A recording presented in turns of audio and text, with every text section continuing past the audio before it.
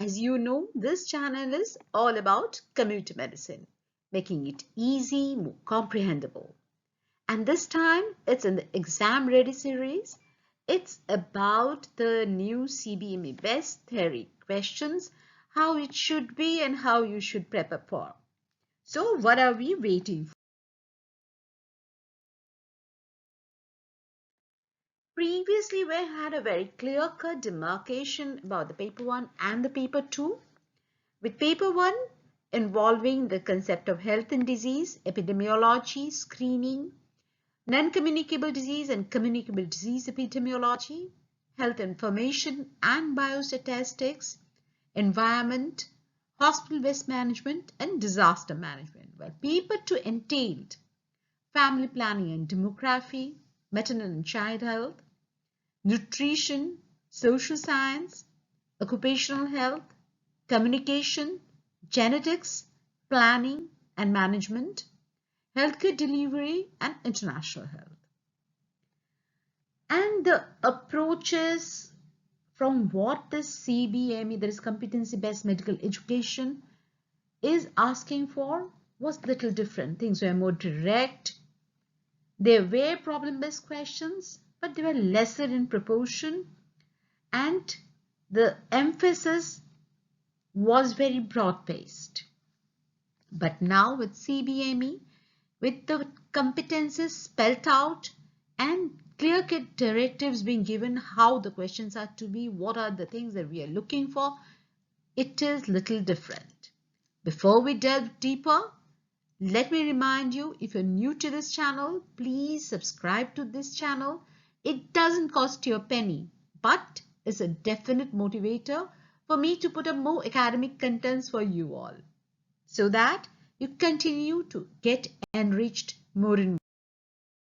Well, coming to the revisions that CBME is now looking for is the way they are looking at all these chapters. The concept of health and disease, relationship of social and behavioral to the health and disease. That is the concepts of counseling, the social problems, the family aspects, the community participation, community ownership. These have got a major enrolled. Environmental health problems, basic statistics and its applications, general epidemiology, epidemiology of communicable and non-communicable diseases, disaster management, and hospital waste management. Well, paper 2 is more or less the same with little emphasis here and there changed. It's about nutrition, demography and vital statistics, reproductive, maternal and child health, occupational health, geriatric services, mental health, principles of health promotion and education, health planning and management, healthcare of the community, and of course, international health. And the question pattern has changed. Now, as you all must be knowing by now, that you have all mandatory questions. All the 5 segments that this 100 marks each paper is distributed into are all compulsory. From the group A, where you need to attempt 2 long questions, 15 marks each. Then group B, 3 questions, 10 marks each. Then in the paper 1, you have 2 short notes, from which one is mandatorily from the at-home.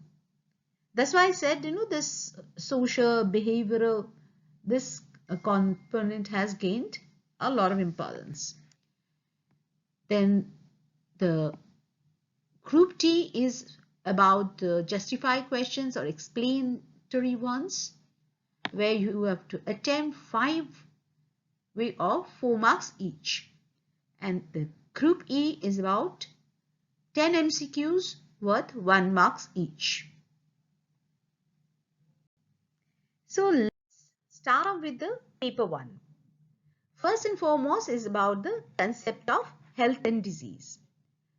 And the one most important thing that you should be knowing is the definition of health as per the World Health Organization. The critical analysis thereof, the shortcomings or defects, whatever way it is projected in the question, you should be aware of it. The concepts of well-being, particularly PQLI as short nose, HDI as short nose, and sometimes the difference between PQLI and HDI, a critical analysis, the health spectrum that varies between positive health and death, health determinants like biological, behavioral, environmental, socioeconomical, and many more. This health determinant often forms part of the long question. Then the health indicators. What are the characteristics of these health indicators? How do you classify them? There is the mortality, morbidity, disability, nutritional status, and many more. The mortality and morbidity, you should be knowing each of these examples, that how to define them, how to formulate them with example. So give a good stress on these factors, particularly in the mortality, the crude death rate, life expectancy, age-specific death rate, infant mortality rate, child mortality rate, under 5 proportionate mortality rate, maternal mortality rate, case fatality. Everything is very important. And in the morbidity indicators, of course, what is incidence, what is prevalence, point prevalence, how to compute it, notification rates, duration of stay, spells of sickness, and in the disability rate, QALY, DALY, HEL. These are very commonly asked questions, maybe as part, sometimes as short notes. And here, let me tell you one thing, that the concept of even short note has changed in the new CBME curriculum, where they are asking that, short notes in the form of a more, more exploratory type, not just a one-word short note. Like previously, it was more like PQLI. This time it could be more like, give a critical analysis between PQLI and HDI. So the approach has changed in the new curriculum. Then of course, you need to have a good concept about the disparity, that is the health gap between the developed and the developing nation. The health care characteristics, that is availability, accessibility, how being available and accessible, it still may not be acceptable. So these characteristics. Then the levels of healthcare, that is primary, secondary, and tertiary. And for some people, I would suggest then in the good to know area is the Jakarta Declaration and the Ottawa Charter concerning the health promotion. The charm theory of disease is also very important, that how or what are its limitations. Then the epidemiological triad, the natural history of disease. And this natural history of disease maybe, not just asked directly what is natural history, how do you define it, or the flow chart of it. It is more likely to be asked in context of any disease in particular.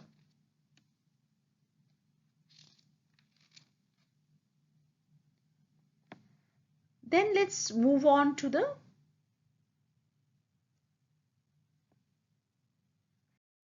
iceberg phenomenon of disease. Again, it is now less likely to have a direct short note on iceberg phenomenon of disease and more likely to be in context of applied questions, that how this protein energy malnutrition is iceberg phenomena of disease, or that what hypertension, diabetes, or that for that matter anemia manifests this iceberg phenomena of disease. Then the very important thing is the differentiation between the certain basic concepts like control, elimination, eradication. These are very important. Then monitoring, surveillance, sentinel surveillance. The differentiation between each of these should be very clear. The levels of prevention is probably one of the most important areas in this health and concepts of disease. And again, I'm reiterating that it is less likely that it will be more direct like previously used to be asked. Now with the CBME curriculum, it is more likely to be asked in the applied aspects, again concerning any of the non-communicable or communicable diseases. It can be hypertension, it can be cardiovascular disease, it can be diabetes, it can be obesity, it can be malaria, dengue, any of this. Now here you have to go through all the levels of prevention mentioned accordingly in the answer regarding the primordial, primary, secondary and tertiary prevention, and of course the modes of intervention concerning each of these diseases at each of these levels. And here again a little concept between the difference in the disability limitation in the form of impairment, disability, handicap should be very crystal in your head with examples. Well, in the current CBME module, the relationship of social and behavioral science to health and disease is more emphasized upon chapter because of the concept of One Health, being on the rise. So the concepts about society, community, acculturation, the different types of learning, the types of families, their functions, the fact that families are held as the epidemiological unit, and the concepts of community participation, community awareness, community ownership are more important aspects. The doctor-patient relationship, the doctor-nurse relationship, what are the attributes of our Indian medical graduates, all form part of this section. The counseling is now a very important aspect, being part of the communication channels, and interviewing techniques, and at the same time it's good to know the gather approach, and based on that carry on your counseling at different perspectives. The concept of poverty, the global hunger index, the different social security measures, particularly for industrial workers, the ESI Act of 1948, the Indian Factories Act of 1948, the scopes and provisions under each of these should be known to you. Now coming to general epidemiology, the definition of epidemiology, the concepts of the different tools of measurement, its differentiation with clinical medicine, and in the tools of measurement, the rate, ratio, proportion, how to compute it, SMR, that is standardized mortality ratio, the time distribution, that is the time trends, the fluctuations with example should be in your fingertips, the different types of epidemiological study. Here you should check out the general epidemiology YouTube of mine. You'll find it very well explained over there. The steps of randomized controlled trial, cohort, case control, all should be known to you. The concept of matching, risk assessment in each of these study types, that is odds ratio, relative risk or population attributable risk. And in the good to know area, sometimes in the short notes there may be biological plausibility or strength of association, specificity of association, consistency of association, but I'll still insist it's more on the good to know area, not the must know. Then uses of epidemiology is again in the must know areas. The differentiation between epidemic, pandemic, endemic, outbreak should be crystal. In the different epidemiological terminology, the concept of what is a primary case, what is an index case, a secondary case, and suspect case. This should be very, very clear in your head. In the clear the different types, this can come in different context of disease also, and there may be short notes from it. The modes of transmission, the concept of successful parasitism, the 4 tenets of it, and it's most commonly asked in context of the influenza virus. Then incubation period, median incubation period, latent period, serial interval, generation time, communicable period. These are very close terminologies and you should go through them. Then of course secondary attack rate. And in the specific defenses, the concept of hard immunity is very important. In the immunizing agent section, the national immunization schedule is very, very important. You should know all the types of the vaccines, their mode of administration, the recently added vaccines, the open vial policy, who all are eligible, who all are not. You will find most of this information in my immunization trivia video. The concept of cold chain, vaccine vial monitors, adverse effects following immunization, that is AE5 classifications. In context of this control of reservoir, the concepts of isolation, quarantine, and of course given in these days, I guess most of you are already aware of these concepts. And of course a very important thing is investigation of an epidemic, which you have to answer in context of the given situation. You may be given, there's a surge of cases in such and such area, in such and such number, as a, block medical officer, as a medical officer, as the attending, epidemiologist. How will you investigate? So depending on the situation given, the numbers, how big they are, how small they are, in what context of which disease. In case of polio, even one case is an epidemic, and in diarrhea or food poisoning, even 15-20 cases will be an outbreak. So depending on the situation, you have to make your own interpretation of the same.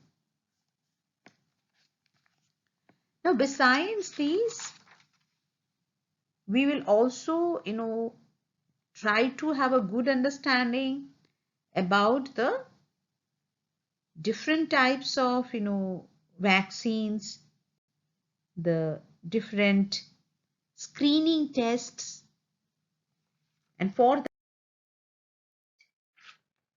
we should have a good understanding of the difference between screening and diagnostic tests, the uses of screening, the types of screening, the criteria of a disease to fit for screening. That is, whether it's a public health problem, if it has a recognizable latent period or not, and things like that. And how to evaluate a screening test, both important for your practical as your theoretical. That is, how to evaluate it through tests like specificity, sensitivity, positive predictive value, negative predictive value, and many more.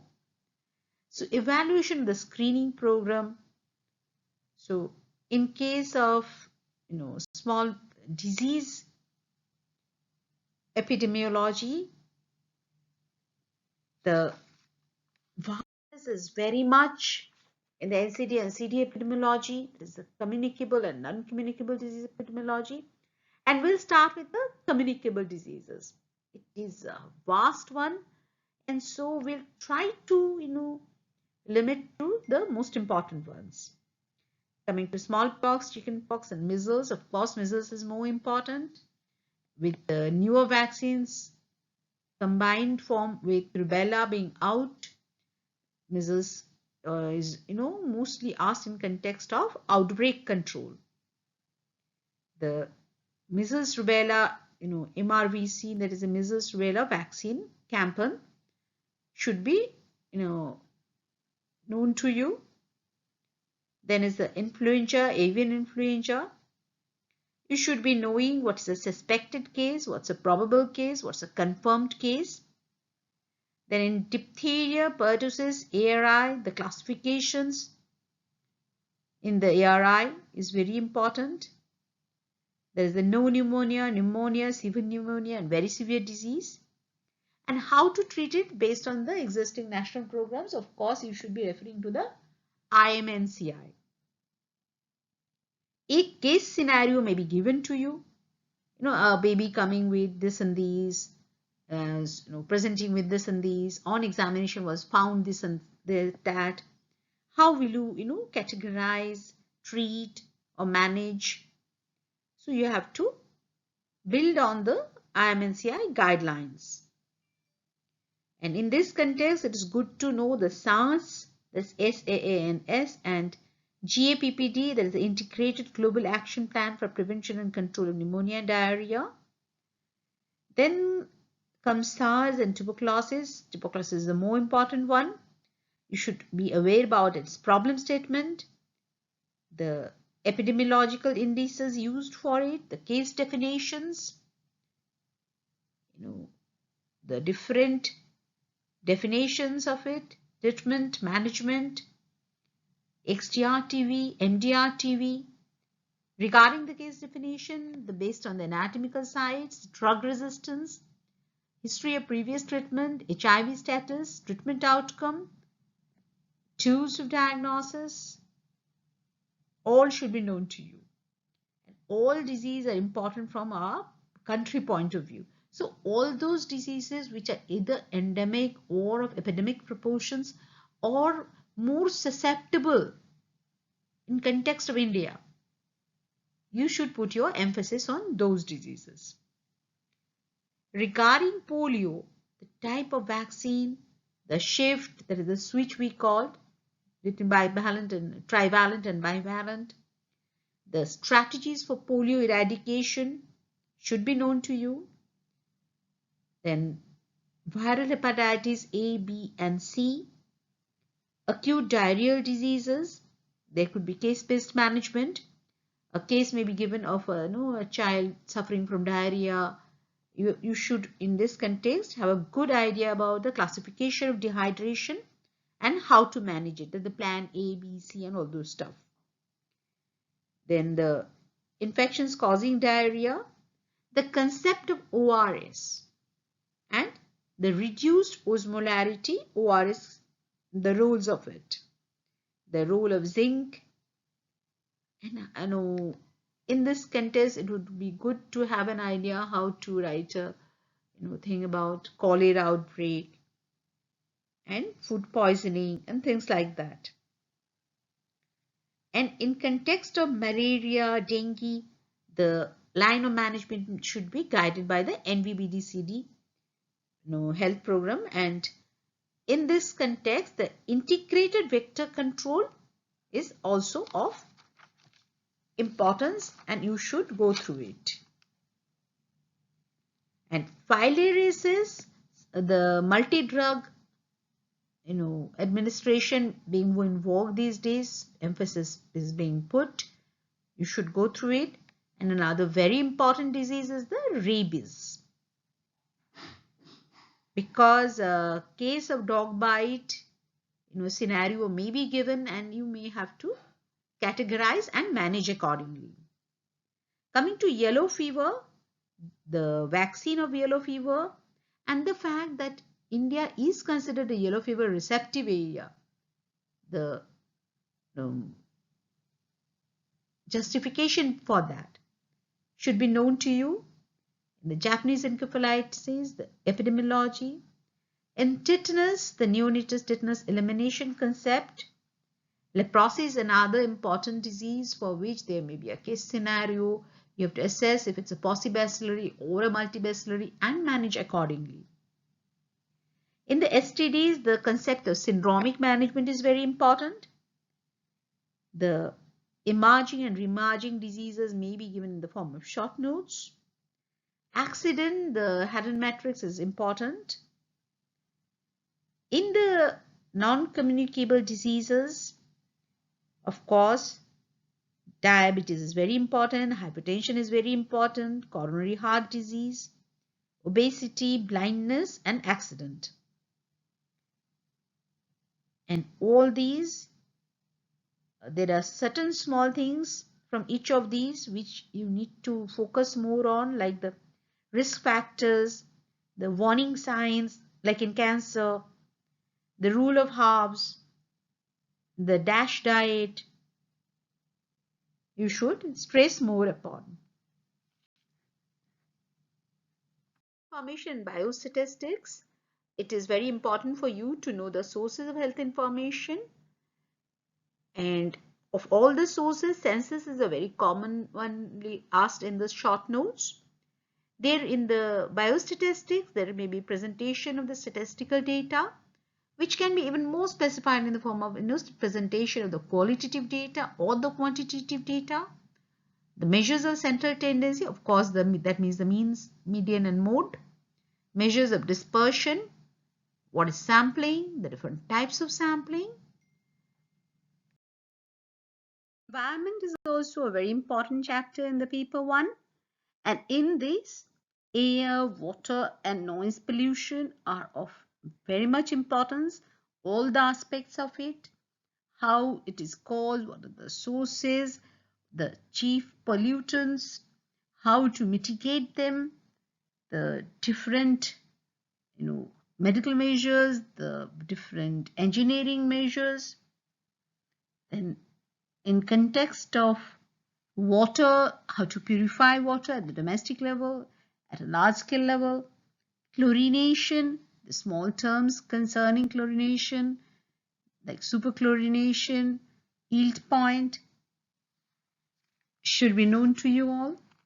The different bacteriological indicators of drinking water, the presumptive coliform tastes, the hardness of water, how to handle it.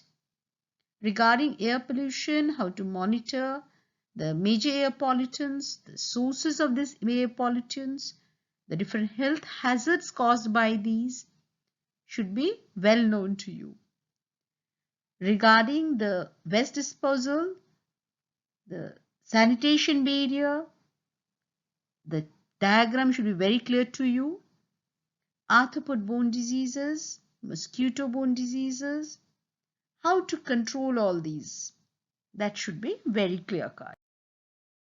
Hospital waste management is also a very important chapter from your point of view, and all the health hazards caused due to this hospital waste, what are the categories of the different hospital wastes, how do you dispose them, and the different disposal technologies, the color coding, you should be absolutely aware of. But not the least important of this entire paper 1 is the disaster management. It is a very important section of this paper 1, and you should be prepared for any kind of applied questions from disaster management, which may be in context of the recent natural disasters like flood, earthquake, cyclone, and appropriate managements of this disaster outbreak in context of the disaster management cycle. You should be well aware of all these terms, the basic 3 aspects: the disaster response, disaster preparedness, and disaster mitigation, and accordingly frame your answer. Hope this gives you a better understanding of how to handle your theory in the paper 1. And soon we'll be back with the paper 2 and a guide about it. Till then, happy studying. Thank you so much for being part of this journey. Keep shining and keep striving hard. And very soon, I will be uploading the part 2 for the paper 2 as well. Until then, keep being part of this community medicine journey. Thank you.